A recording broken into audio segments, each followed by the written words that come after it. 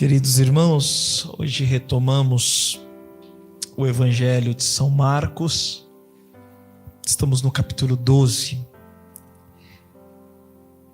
E aqui nos é apresentado o episódio dos fariseus, que tentam de alguma forma encontrar um meio para pegar Jesus, para apanhar Jesus de alguma forma. Porque a presença de Jesus, a pessoa do Cristo, os incomodava. A pessoa de nosso Senhor Jesus Cristo, com seu ensinamento, com seus feitos, com a sua presença, que era uma presença de autoridade, uma presença profética, um sinal para o povo. As pessoas encontravam e viam em Jesus uma verdade, uma pessoa correta, íntegra. Elas, diante de nosso Senhor, querem de todo jeito desmascarar Jesus, ou mais que desmascarar, porque não existe nada a desmascarar da pessoa de Jesus. Eles querem uma forma de pegar Jesus no contrapé dele, como um grande jogador, um grande atacante que joga no contrapé do zagueiro para, de uma forma ou de outra, ultrapassar ele e chegar ao gol. E assim eram esses fariseus. De alguma forma eles queriam encontrar o meio para pegar Jesus. Mas Jesus era extremamente inteligente. Jesus não se deixava levar pelos baixos e hipócritas elogios falsos, né? Olha, Senhor Mestre, sabemos que Tu és verdadeiro e não dá preferência a ninguém. Só quando uma pessoa já chega falando assim, Mestre, olha, isso e aquilo, já é para desconfiar, né? Já é para desconfiar. O rico, o jovem rico também chegou dizendo assim, mestre, bom mestre. Aí Jesus já dá no meio da canela dele e fala assim, bom é só Deus, né? Já dá no meio das pernas, já viu que chegou paparicano, já viu que chegou de chavequinho, já viu que já não chegou com a verdade do coração. E a mesma coisa esses, mestres, sabemos que Tu és verdadeiro, não dá preferência a ninguém, não olha a aparência, mas ensina com a verdade, etc, etc. E aí Jesus olha para eles e fala, mas que hipocrisia, por que me tentais? Jesus já olha, já percebe a intenção do coração. Por que eles falavam isso? Porque Jesus propagava e pregava o reino de Deus. E César, que fazia parte do Império Romano, era o governo que oprimia o povo de Israel. Então, o que eles estavam querendo dizer? Bom, se ele fala que é lícito pagar o imposto a César, a gente fala que ele é contra Israel. Se ele fala que não é lícito, porque isso oprime o povo de Israel, nós dizemos que ele é um fora da lei. Então essa foi a intuição dos fariseus, pegar Jesus de alguma forma. E Jesus os devolve, os responde com uma pergunta. Jesus não dá a resposta direta, mesmo sabendo da intenção dos corações daqueles homens. Mas Jesus, que sonda o coração, ele devolve a resposta com uma pergunta. Traga uma moeda aqui. E pergunta, de quem é a inscrição que está nessa moeda? Ah, de César. Então pronto, dá a César o que é de César e dá a Deus o que é de Deus. Tchau, fui. já era para vocês, acabou. E as pessoas ficaram admiradas ali com a pessoa do Cristo, ficaram de boca aberta, entende? Dai a César o que é de César, faz o seu dever. Nós, como cristãos, devemos também fazer o nosso dever. Pagar os impostos à sociedade. Ah, padre, mas eles roubam, mas eles isso, mas eles aquilo. Está aqui, é bíblico, é dever. Né? O que eles fazem? Se é um roubo à luz do sol, se está todo mundo percebendo, então vamos lutar, vamos tirar. Vamos ser inteligentes, vamos pensar na política, como a gente via hoje no diário espiritual.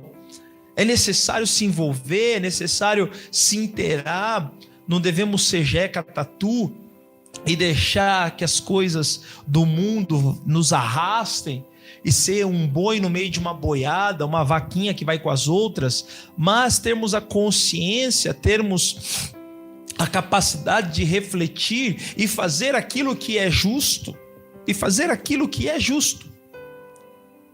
e não nos enganarmos, e depois dar a Deus aquilo que é de Deus. Porém, muitas vezes nós não sabemos a justa medida e muitas vezes nos impomos e nos fraudamos dentro de uma sociedade que nos afasta de Deus. E muitas vezes nos corrompemos. E muitas vezes, em vez de darmos a Deus aquilo que é de Deus, damos a César aquilo que é de Deus. Damos ao mundo aquilo que é de Deus. Nos gastamos por aquilo que não é lícito. Nos gastamos por aquilo que não é justo. Nos gastamos por aquilo que é falicioso, maléfico, porque queremos atrair benefícios pessoais para nós. E muitas vezes acabamos não dando testemunho daquilo que é de Deus. E a primeira leitura ela fica clara para nós, que aqui estamos, vivemos em função e na espera de um novo céu e de uma nova terra. E como meditamos no Salmo, nós somos um pó mortal que viemos para este mundo. Alguns vivem 70 anos, os mais fortes 80. A maior parte do tempo aqui é ilusão e sofrimento e passa depressa. E muitas vezes não vivemos com o pensamento no céu, com o pensamento na eternidade, com o pensamento nesse novo céu e nessa nova terra. E vivemos de maneira leviana, buscando aquilo que é terreno, buscando aquilo que não é de Deus. E nosso Senhor hoje nos chama a atenção a isso, a dar aquilo que é de Deus, a dar aquilo que é justo para Deus e dar a César aquilo que é de César. Mas muitas vezes vivemos de uma maneira tão obtusa, tão fechada em nós, que quase não temos tempo para Deus. E tudo vai na frente de Deus, tudo toma o lugar de Deus. Tudo ocupa o lugar de Deus. É como aquele, não sei se vocês já viram aí, que roda na internet, no Facebook, enfim, aquela coisa que fala, a criança nasce e tal, e aí, olha, pensar nas coisas de Deus, é cedo demais para pensar nas coisas de Deus. Aí depois a pessoa cresce, começa a trabalhar, estudar, fazer faculdade. Estou muito ocupado para pensar nas coisas de Deus. Aí depois a pessoa amadurece, tem os filhos, isso, aquilo, outro. Aí depois fala, além de não ter tempo, não tenho forças para dar a Deus. E aí de repente se vê morta e agora é tarde demais para dar algo a Deus. Onde eu quero chegar com essa reflexão? que nós, como pessoas de Deus, somos chamados a todo momento dar aquilo que pertence a Deus. E aquilo que pertence a Deus é a nossa vida. E no meio da sociedade, como nós refletimos essa manhã no Diário Espiritual, nós somos chamados a santificar o ambiente em que nós vivemos, e a partir dessa missão, que é de todo cristão ser luz, porque um batizado, não existe um só momento que ele não é chamado a refletir e a resplandecer a luz de Deus, a luz do Cristo, a luz do Senhor. Não existe um só momento que ele não é chamado a isso. Ele é sempre chamado a isso. Ele é sempre chamado e envolvido a isso, a ser esse sinal, a ser esse canal de graça. Portanto, não existe um só momento que ele não é de Deus.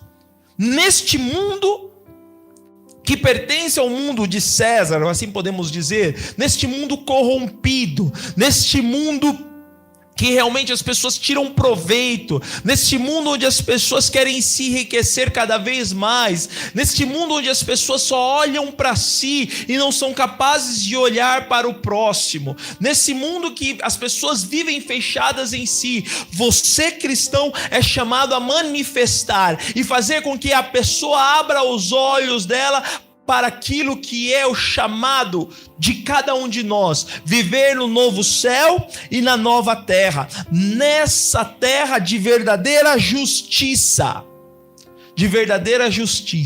e essa justiça, ela também passa pela justiça humana, de dar a César aquilo que é de César, ou seja, cumprir com o nosso dever, pagando os nossos impostos, pagando as nossas contas, nos responsabilizando e nos comprometendo com aquilo que é dever deste mundo.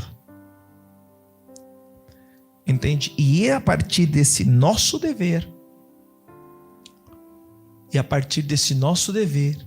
sermos luz para o mundo. É por isso que Deus falou, olha, dai a César o que é de César, dai a Deus o que é de Deus. Ou seja, eu também como cidadão, mesmo pregando o reino de Deus, eu vivo nesse espaço, nesse tempo, onde esse lugar tem o seu governo, tem um imperador. E eu vivo sobre o regime deste império. Vivendo sobre o regime desse império, eu também tenho o dever de contribuir a César, porém não ser dragado por esse império, não ser corrompido por esse sistema que nos envolve. E muitas vezes é isso que acontece, nos deixamos corromper por aquilo que nos envolve, e ao invés de santificarmos e sermos um sinal de luz e contradição para essa sociedade, muitas vezes nos deixamos corromper. E até mesmo com as coisas de Deus, muitas vezes começamos entusiasmados num caminho espiritual, começamos cheios de gás, começamos cheios de energia, cheios de entusiasmo, e diante das dificuldades vamos nos firmando, vamos parando, vamos fraquejando, vamos nos desanimando e perdemos aquele gozo, aquele entusiasmo, aquela alegria, aquela força, aquele amor, aquele primeiro amor. E esquecemos de fazer aquilo que diz o versículo 18 da segunda carta de São Pedro: antes procurar crescer na graça e no conhecimento de nosso Senhor Jesus Cristo Salvador. A Ele seja dada a glória desde agora até o dia da eternidade. E o dia da eternidade é o dia que somos chamados a fechar os nossos olhos para essa terra, para ir a Deus. Portanto, bem-amados, precavei-vos de não suceder que, levados pelo engano dos ímpios, percais a própria firmeza. Ou seja, somos chamados a ser firmes, a ser relutantes e a não nos deixarmos levar por este mundo, mas transformarmos este mundo e santificarmos este mundo e vivermos segundo o olhar do Cristo para nós. Por isso, meus irmãos, hoje é hora de retomarmos o nosso caminho com o Senhor, firme. Retomar o nosso propósito sério de santidade. Não desanimar, não nos desanimar, não nos desmotivar, não perder o ânimo, não perder aquilo que nos impele a ir para frente, aquilo que nos impele e nos faz ser melhores. Entende, irmãos? Vamos pedir a Deus essa graça de não perder de vista essa promessa que Deus nos deu, que são os novos céus e uma nova terra. Viver nessa esperança e nos esforçarmos para que nos encontremos puro, sem mancha e em paz. Puro e sem mancha e em paz. A vida pura pela graça dos sacramentos, da penitência e da Eucaristia, que nos santifica a cada momento. Vivermos sem mancha, porque fomos lavados e remidos pelo sangue de nosso Senhor Jesus Cristo, através do batismo. E vivermos em paz, nessa busca constante, que é a vontade de Deus, fazendo aquilo que Ele nos pede, porque aqui encontramos a verdadeira paz. Que essas palavras possam entusiasmar, reacendem em nós um desejo profundo, um comprometimento profundo com o Senhor na busca de santidade. Assim seja. Amém.